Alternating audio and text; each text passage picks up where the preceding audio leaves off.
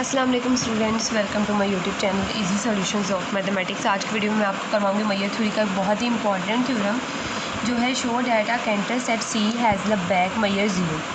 Canter set C है, उसकी लबैक मैयर जो है वो ज़ीरो है। ये हमने प्रूफ करना है। सबसे पहले हम देख लेते हैं थोड़ा सा कि कैंटर सेट है क्या। इसकी कैंटर सेट की प्रॉपर डेफिनेशन तो नहीं है और ना ये थ्योरम का पार्ट है। मैं थोड़ा सा आपको बस बताने के लिए कैंटर सेट होता क्या है वो ये है, the points of a set lies in a line segment creating some intervals.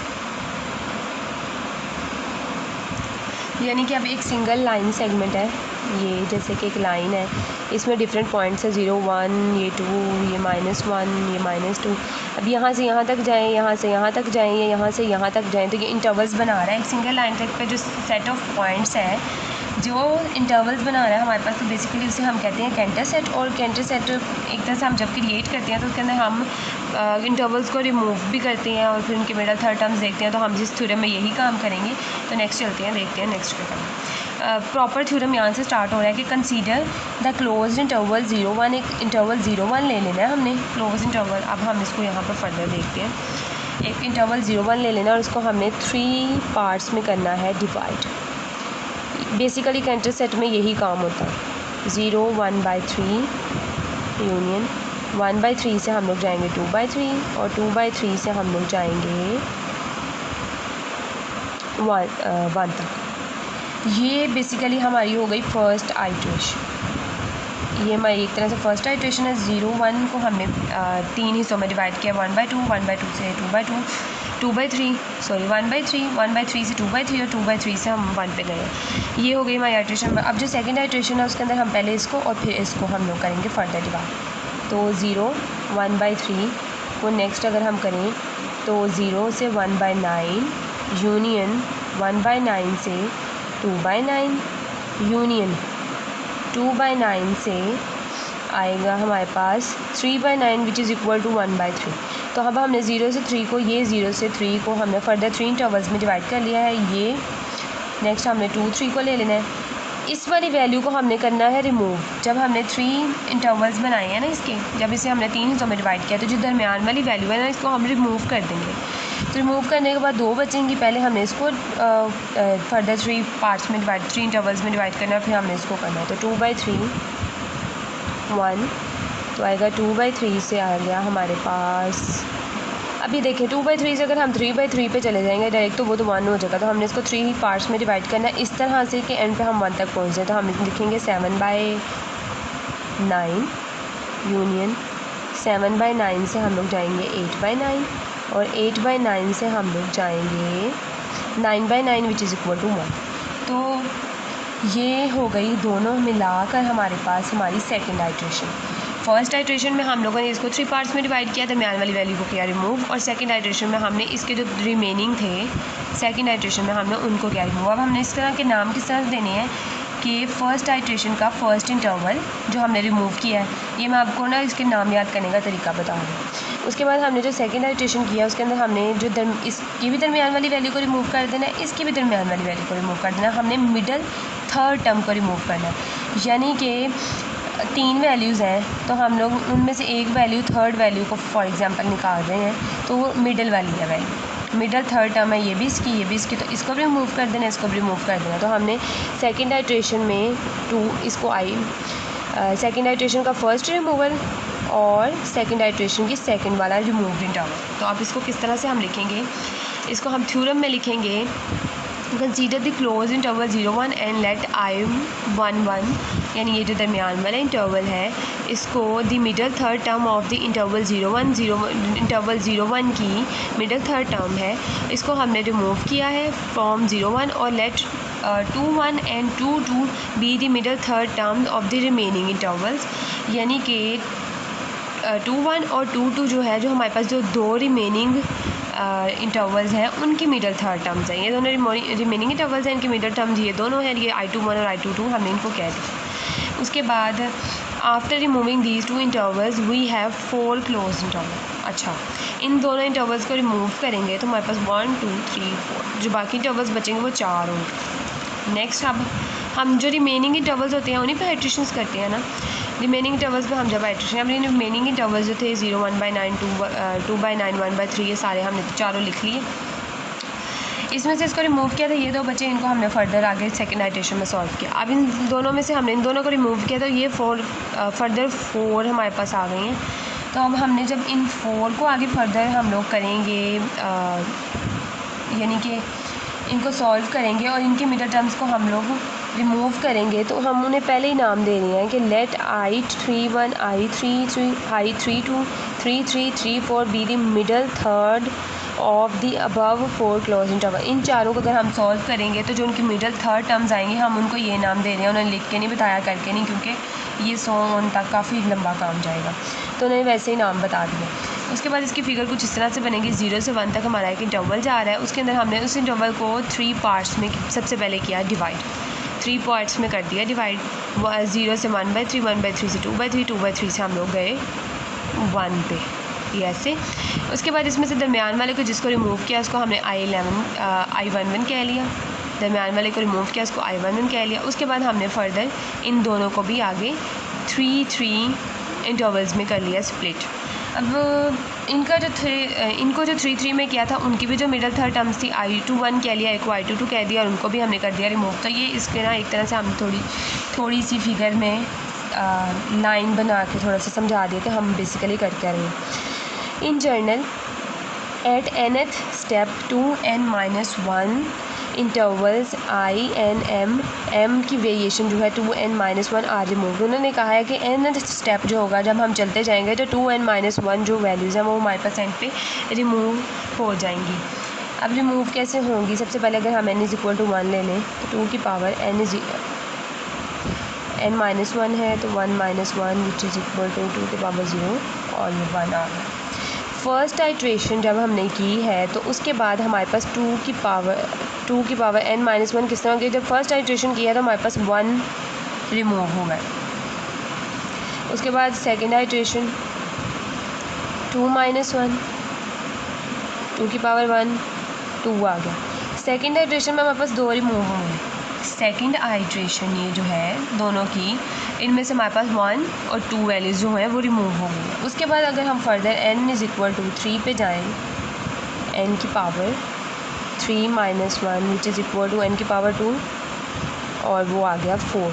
तो नेक्स्ट देखें, उन्होंने बता दिया है इंटरवल्स, अगर लिख के नहीं दिखाए तो उन्होंने बता तो दिया ना कि फ़र्दर जो 4 रिमेनिंग अगर हमारी बचेंगी, ये वाली 4 वैल्यूज़ हैं, इनको अगर हम फर्दर सॉल्व करेंगे तो जो हमारे पास रिमूव मिडल टर्म्स होंगी वो कितनी है? 1 2 3 4 है। वो हमारे पास मिडल टर्म्स थर्ड आइट्रेशन में हमारे पास 4 वैल्यूज़ रिमूव होंगी, वो ये वाली हैं, B the middle third terms of the above close 4 interval. तो उन्होंने जनरली कह लिया है कि हमारे पास जो टोटल n स्टेप्स हम जब करेंगे, n आइट्रेशन से जब हम करेंगे तो हमारे पास जो वैल्यूज़ रिमूव होंगी वो 2 की पावर n-1 होंगी।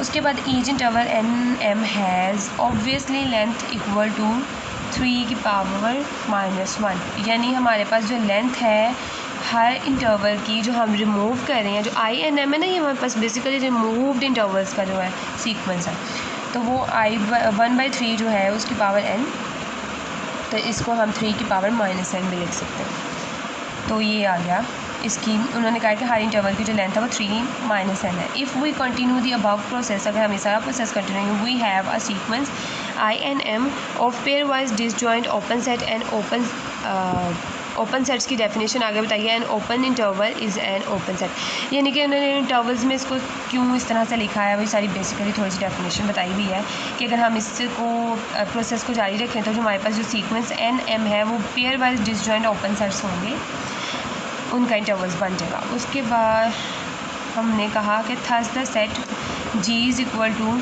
यूनियन ऑफ जो n है हमारे पास वो इन्फिनिटी तक जा रहे हैं। n बेसिकली हमारे पास स्टेप्स और आइट्रेशंस कह लें, स्टेप्स कह लें, आइट्रेशंस कह लें, वो तो इन्फिनिटी है, लेकिन m जो है वो हमारे पास रिमूव्ड वैल्यूज़ है, कितने इंटरवल्स रिमूव्ड है, तो वो हमारे पास जा रहा है इंटरवल 2n-1 तक, और I n m जो है हमारा भी इंटरवल है, उसका लिख दिया, तो G को हमने इसके इक्वल कह लिया। Being the union of A sequence, G जो है वो union of sequence of open sets है, G union of sequence of open sets है।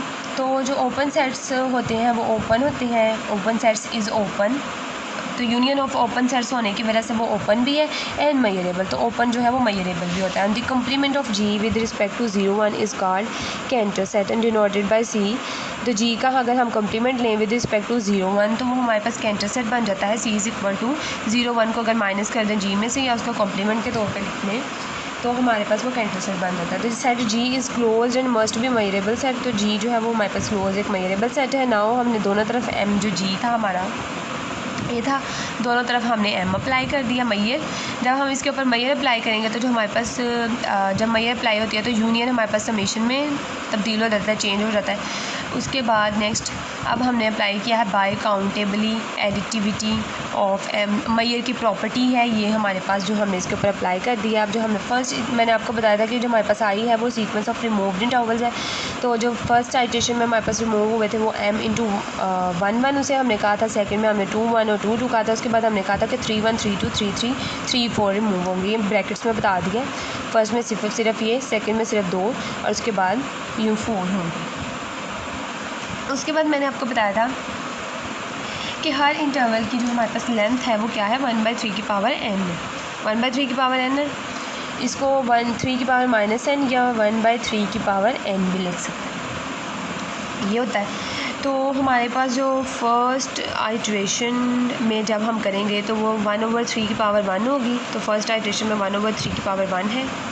जब हम सेकंड आइट्रेशन करेंगे तो 1/3 की पावर 2, सेकेंड आइट्रेशन में 1/3 की पावर 2 और ये भी सेकेंड आइट्रेशन में तो इसकी भी 1/3 की पावर 2 ही आएगा। यानी कि आइट्रेशन वाइज करना है हमने।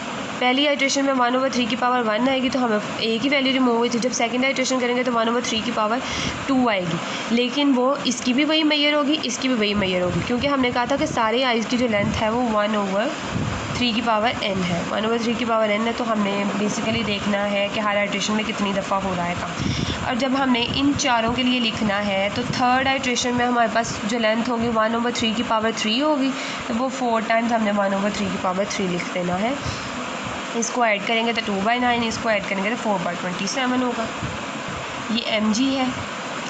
नेक्स्ट अब हमारे पास ये है कि ये जो हमारे पास सीरीज़ बन गई है ये एक ज्योमेट्रिक सीरीज़ है। अब हमने इसका सम निकालना है। इनकी रेशोज़ अगर आप लेंगे ना सबकी, तो सबकी रेशो बिल्कुल सेम है।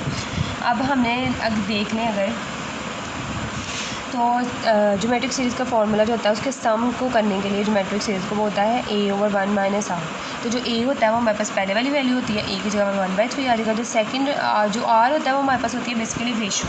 तो हम इन दो वैल्यूज़ की रेशो देख लेते हैं। 2/9 की अगर हम रेशो लेंगे 1/3 के साथ तो वो डिवाइड होगा, which is equal to 2/9 multiply by 3/1। 3 1 3 3 3 9, तो ये आ जाएगी 2/3। अगर अब हम इस दोनों वैल्यूज़ की भी रेशो लेके अगर देख लें 4/27 की रेशो अगर 2/9 के साथ लेंगे तो 9/2 आ जाएगी। 2 1 2, 2 2 4, उसके बाद 3 1 9 1 9 और 9 3 27, तो ये भी 2/3 आ जाएगी। यानी पूरी सीरीज़ में जो रेशो होती है वो होती है 2/3। तो हम लेके देख लेंगे 1/3 आ गया, 1 - 2/3 होता है 1/3, ये भी आ गया। तो इन दोनों को कैंसिल हो गए तो ये s=1 आ गया। जो बेसिकली हमारे पास m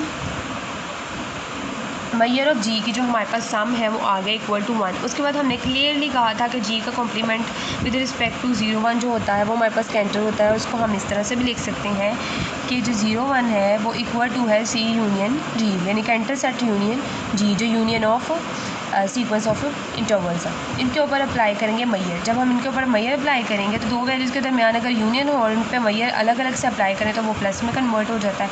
उसके बाद हमारे पास मैयर ऑफ 0 1 जो है वो 1 होती है, और जो मैयर ऑफ C है वो हमने फाइंड करनी है, और मैयर ऑफ G जो है वो हमने अभी अभी यहाँ पे निकाली है, वो है 1। तो यहाँ पे 1 पुट कर दिया, यहाँ पे भी 1, ये दोनों 1 इधर से कैंसिल हो जाएगा, तो ये मैयर ऑफ C हमारे पास आ जाएगी 0। तो ये था हमारा थ्योरम। हमने यही प्रूव करना था कि कैंटर सेट की जो मैयर होती है वो हमारे पास होती है 0।